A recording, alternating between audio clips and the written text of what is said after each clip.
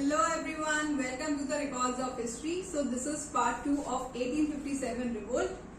कल की क्लास में हमने पढ़ा था about the introduction of 1857 revolt कि कैसे रिवोल्ट जो है धीरे धीरे स्टार्ट हो रहा था, स्प्रेड हो रहा था कंट्री के अंदर, और हमने जो है पार्टिसिपेशन देखा था कि इस रिवोल्ट के अंदर किस किस ने पार्टिसिपेट किया.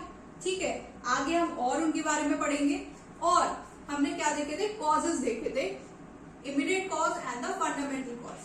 ठीक है, तो कल मैंने आपको जस्ट इंट्रोडक्शन दिया था. आज की क्लास में हम उन कॉजेस को क्या करेंगे, डिटेल करेंगे.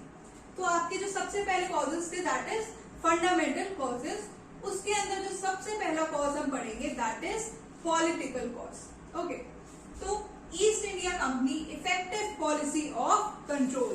तो अब पॉलिटिकल कॉज के अंदर क्या था कि जो ईस्ट इंडिया कंपनी थी उसने क्या स्टार्ट किया, इफेक्टिव पॉलिसी ऑफ कंट्रोल. कि क्या कर लो, पावर को कंट्रोल करके रख लो, तो अपने आप जो स्टेट्स हैं या जो लोग हैं वो क्या आ जाएंगे, हमारे हाथ के अंदर आ जाएंगे. और उसी के लिए इन्होंने क्या किया, दे ब्रिंग न्यू ट्रीटीज. ठीक है, treaties as well as policies. ठीक है, ट्रीटीज और पॉलिसीज ये लोग लेकर आए. तो उसी में से जो सबसे पहली इफेक्टिव पॉलिसी थी that was subsidiary alliance. Okay, तो इस ये जो पॉलिसी थी सब्सिडायरी अलायंस, इसके अंदर क्या था, started by Lord Wellesley.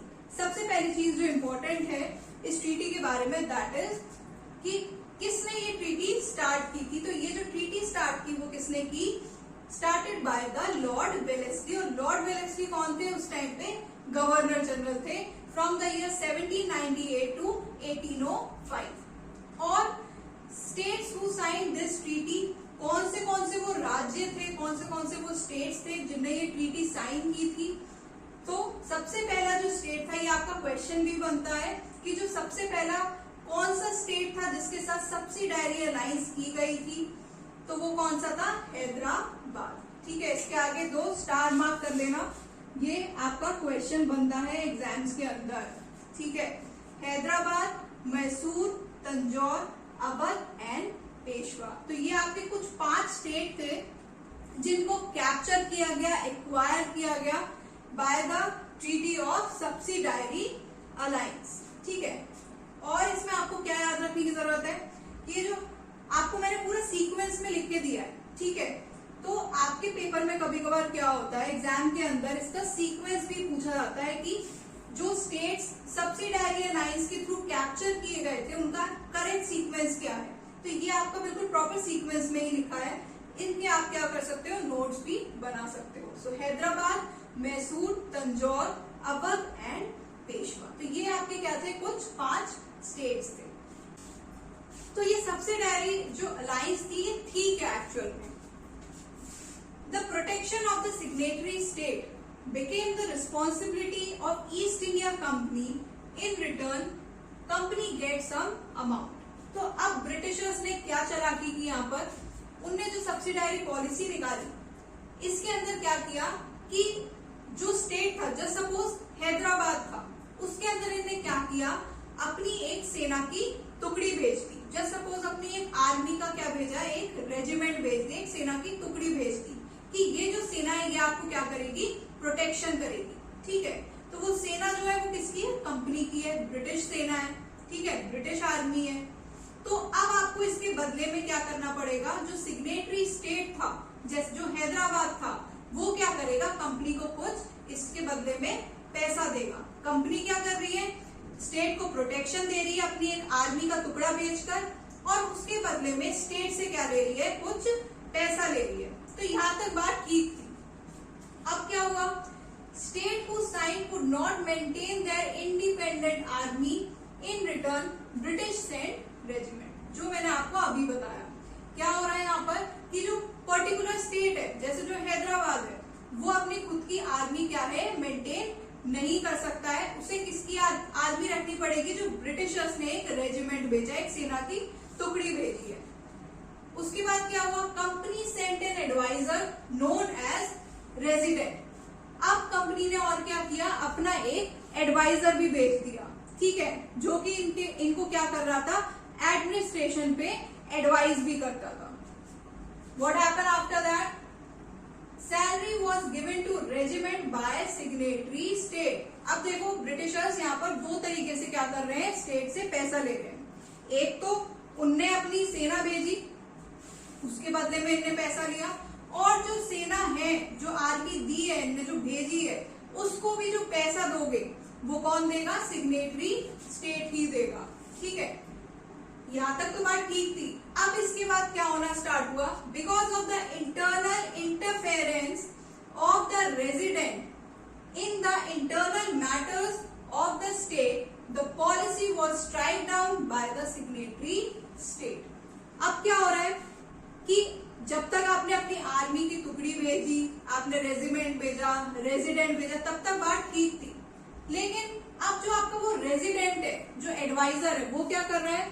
State के इंटरनल मैटर्स में क्या कर रहा है? बहुत ज्यादा इंटरफेरेंस कर रहा है। तो वहीं पर स्टेट ने क्या किया? इस पॉलिसी को स्ट्राइक डाउन कर दिया। ठीक है, और what happened? Company impose the penalty on the state and captured. और इसी के चलते चलते क्या हुआ? कंपनी ने क्या किया? पेनल्टी लगाई उस स्टेट पर और उस स्टेट को कैप्चर कर लिया। ठीक है, तो यहाँ पर वही जो 5 स्टेट आपने अभी पढ़े, ठीक है, हैदराबाद, मैसूर, तंजौर, आपका अवध। ठीक है, तो ये जो आपने स्टेट पढ़े, ये सारे इसी सब के चलते चलते क्या हुए थे? इस सब्सिडायरी अलायंस की पॉलिसी के चलते चलते ही क्या हुए थे? कैप्चर किए गए थे। Okay, so the second policy is doctrine of lapse, or this policy also known as the policy of annexation. ठीक है, तो ये जो पॉलिसी थी that was started by the Lord Dalhousie, जो कि उस टाइम के क्या थे? गवर्नर जनरल थे। and this policy runs from 1848 to 1856. Okay, तो ये पॉलिसी क्या थी? दो states who do not have legal successor or with adopted child could not entertain as true successors or heir, and their state lapsed into the company's empire. जो भी state हैं जिनके पास अपने खुद के सगे वारिस नहीं है, या फिर जो स्टेट एक एडॉप्टेड चाइल्ड को अपना सक्सेसर बनाएंगे आगे चलकर, उन स्टेट को क्या कर लिया? कंपनी ने अपने साथ लैप्स कर लिया, अपने अंदर क्या कर लिया? लैप्स कर लिया। अब आप देख रहे हैं कैसे चालाक नीति के साथ इन लोगों ने क्या किए? स्टेट्स को कैप्चर किया, एक्वायर किया। सो ये कुछ स्टेट्स हैं जो कि कंपनी ने डॉक्ट्राइन ऑफ लैप्स के थ्रू कैप्चर किए। सबसे पहला जो आपका एग्जाम्स में क्वेश्चन बनता है दैट इज कि वो कौन सा स्टेट है जो कि डॉक्ट्राइन ऑफ लैप्स के साथ सबसे पहले मिलाया गया? दैट इज सतारा। और ये सारे सीक्वेंस में लिखे, इनका सीक्वेंस भी पूछा जाता है। सतारा, संभालपुर, उदयपुर, नागपुर एंड झांसी। लास्ट एक करौली भी इन लोगों ने कैप्चर करने की कोशिश की, लेकिन बोर्ड ऑफ डायरेक्टर्स ने इसको अप्रूव नहीं किया। In 1856, Awadh was acquired by the company on the basis of misgovernance report. तो ये डॉक्ट्राइन ऑफ लैप्स के थ्रू तो अवध को कैप्चर नहीं कर पाए, लेकिन इनने क्या किया? एक मिसगवर्नेंस की रिपोर्ट दी कि अवध का जो गवर्नेंस है, जो एडमिनिस्ट्रेशन चल रहा है, वो क्या चल रहा है? बिल्कुल भी अच्छा नहीं चल रहा है। अवध की जो सरकार है उसे अच्छे से नहीं चला पा रही है। ठीक है, और ये जो रिपोर्ट दी वो किसने दी? Report was prepare by James Outram. ये बहुत इंपॉर्टेंट क्वेश्चन है, आपके एग्जाम्स में पूछा जाता है कि जो मिस गवर्नेंस की रिपोर्ट थी अवध की, वो किसने प्रिपेयर की थी? जेम्स आउटरम ने। ओके, ये भी क्या थे? ब्रिटिश का ही अपना एक ऑफिशियल मेंबर था।